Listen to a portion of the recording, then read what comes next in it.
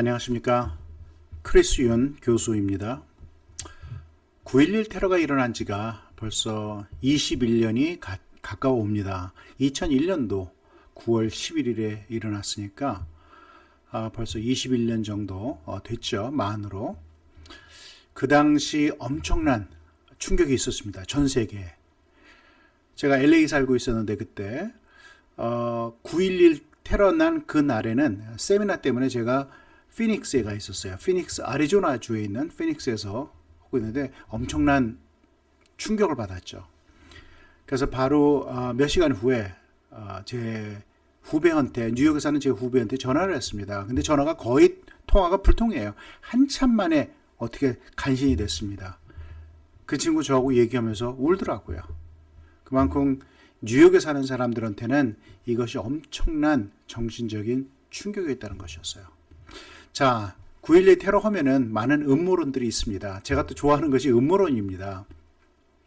그런데 그 음모론을 하다 보면은 이해가 안 되는 것이 있기 때문에 그것이 음모로 되는 것이에요. 미국 정부에서 이거에 대해서 클리어하게 충분히 그 내용을 줬으면은 괜찮겠는데 그러지 않고 많이 숨긴다는 그러한 느낌을 많이 줬습니다. 지금도 미국 국민의 약 40%, 35%에서 40%는 9.11 테러에 미국이나 알카에다가 아닌 미국 정부, 그러니까 미국 정부라는 것보다는 딥스테이트죠. 비밀의 정부, 딥스테이트. 이 존재가 있을 거라고 믿는 사람들이에요. 미국 인구의 약 3분의 1 정도가 그렇게 믿습니다. 그리고 미국 인구의 45%에서 50% 정도는 알카에다가 했다고 믿고 있어요. 그렇지만 거의 반 정도 되는 사람들은 알카에다가 아니고 다른 나라 아니면 잘 모르겠다. 이렇게 얘기하는 사람들이 많이 있습니다. 그리고 미국의 55%에서 60%대는 미국 국민이 9.11 테러에 대해서 미국 정부에서 확실하게 모든 것을 공개를 안 하고 있다고 믿고 있습니다. 자, 9.11 테러 하면은 세계무역센터 2개의 건물이 무너졌다고 생각을 해요. 대부분의 많은 사람들이. 하지만 빌딩 7도 무너졌습니다. 47층짜리 건물이 무너졌는데 그거에 대해서 왜 무너졌는지 물론 이제 정부 보고서에는 나오고 있어요. 불 때문에 나왔다고. 하지만 대부분의 사람들은 빌딩 7이라는 건물이 있었어? 그 47층짜리 건물인데 그것도 완전히 무너졌습니다. 유튜브 같은 경우 한국 유튜브에서는 거의 그런 내용이 나오지 않고요. 구글을 찾아보면은 이제 여러 가지가 나오기는 하는데 그 내용들은 주로 이제 미국의 보고서를 그대로 번역해서 나온 것들이 몇 개가 있습니다. 자, 2개의 110층짜리 건물이 무너졌는데 제가 2000년도에 그러니까 이 테러가 일어나기 딱 1년 전에 제가 그 전망대에 올라가 가지고 이 세계무역센터의 전망대에 올라가 가지고 이 뉴욕을 바라보던 그때가 있었습니다. 그리고 정확하게 1년 후에 이 건물들이 폭파가 된 것이죠. 자, 미국 사람들도 건물 7, 빌딩 7은 어떻게 됐느냐 진실을 알려달라고 그래가지고 많이 이것을 프로테스트를 했었습니다. 과연 왜 빌딩 7이 무너졌는가? 이거에 대해서 굉장히 많은 미국 사람들도 이거에 대해서 의문을 가지고 있었다는 것 사실입니다. 자, 그러면은 빌딩 7은 어디 있었는지 좀 알아보죠. 자, 여기 보면은 WTC World Trade Center 1, 2, 3, 4, 5, 6, 7 7개의 건물이 있습니다. 자, 그러니까 거기에 여러 가지 건물들이 있었어요. 그러니까 1번과 2번 정사각형으로 있는 것이 1번과 2번이죠. 그리고 3번은 바로 옆에 있고 이것이 호텔이었어요. 이것도 22층짜리 호텔이었고 그리고 빌딩 4, 5, 6가 있습니다. 그 건물들은 좀 낮아요. 8층, 9층짜리 낮은 건물들이었습니다. 그런데 빌딩 7 보면은 World Trade Center WTC 7을 보면은 이 건물에서 최소한 100m 이상이 떨어져 있었어요. 빌딩 1에서는 거의 100m, 빌딩 2에서는 150, 160m, 거의 200m 가까이 떨어져 있었습니다. 그런데 어떻게 이 건물이 완전히 무너질 수 있는지, 자, 그러기 위해서는 그러면은 빌딩 1하고 2가 완전히 무너졌는데 그럼 빌딩 3, 4, 5, 6는 어느 정도 무너졌는지를 한번 사진을 보시겠습니다. 자, 요 배치도를 잘 기억해 두세요. 1번과 2번이 있고 아래쪽으로 3번, 그리고 오른쪽으로 올라가면서 위로 가면서 4번, 5번, 6번이 있고, 그리고 건물을 하나 지나서 한 100 몇십 미터 떨어진 데에 7번 빌딩이 있습니다. 자, 바로 앞에 보이셨죠? 빌딩 3번은 왼쪽 아래에 있습니다. 굉장히 두 건물들하고 1번하고 2번하고 제일 가까이 있었던 건물이에요. 메리엇 호텔인데 22층짜리 호텔이었습니다. 가장 많이 타격을 받았어요. 근데 이 가장 많이 타격을 받고 불꽃이 있었는데 이 빌딩이 무너졌을까요? 자, 보십시오. 무너지지 않았습니다. 어마어마하게 파괴가 됐죠. 중간이 완전히 없어졌습니다. 하지만 양쪽에 있는 건물들은 무너지지 않고 그냥 있었어요. 이 건물도 불이 나고요. 이 건물도 어마어마하게 충격을 받았습니다. 그런데 완전히 무너지지 않았었죠.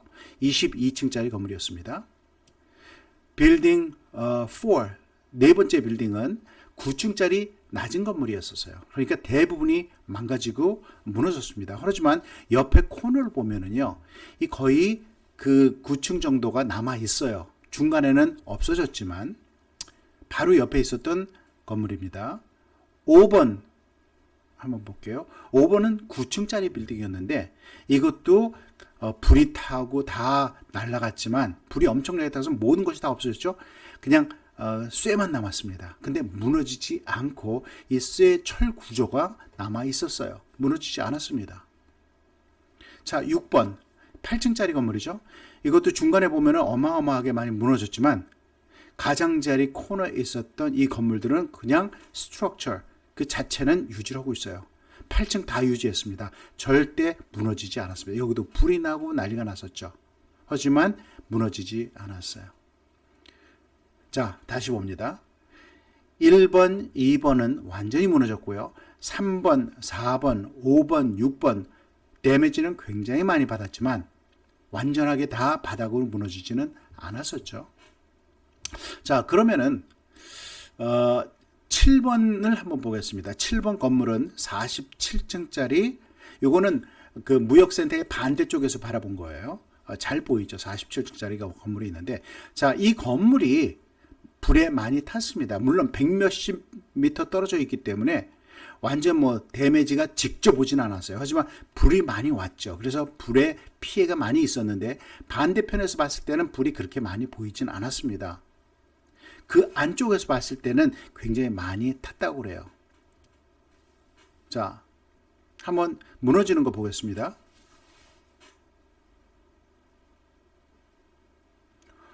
어떻게 그대로 다른 각도에서 보여주는 거예요. 이제 이런 스타일로 무너지는 빌딩은 그 자유낙하, 그거를 할 수 있는 것들은 데몰리션이라는 것이죠. 그래가지고 의도적으로 건물을 폭파하기 위해서 만든 건데, 많은 사람들이 그래요. 이 데몰리션을 하기 위해서는 많은 준비가 있고 속에다가 화약을 집어넣어야 되는데 어떻게 이렇게 빨리 할 수 있느냐, 불가능하다. 물론 그것도 맞는 소리입니다. 하지만 건물이 이 47층짜리가 거의 6초 이내에 무너졌다는 것은 프리폴이라고 그래요. 자유낙하. 보통 10층이 1층 정도가 됩니다. 그러면 이 자유낙하가 되려면은 5초에 이게 다 무너지는 것이, 그냥 이 빌딩 꼭 옥상에 올라가 가지고 돌을 던지면은 4초에서 5초 정도가 걸리는 것이 자유낙하예요. 근데 이 건물이 무너지는 것이 거의 6초밖에 안 됐으니까 거의 자유낙하랑 거의 비슷했다는 것이죠. 어떻게 이렇게 일어날 수 있었을까?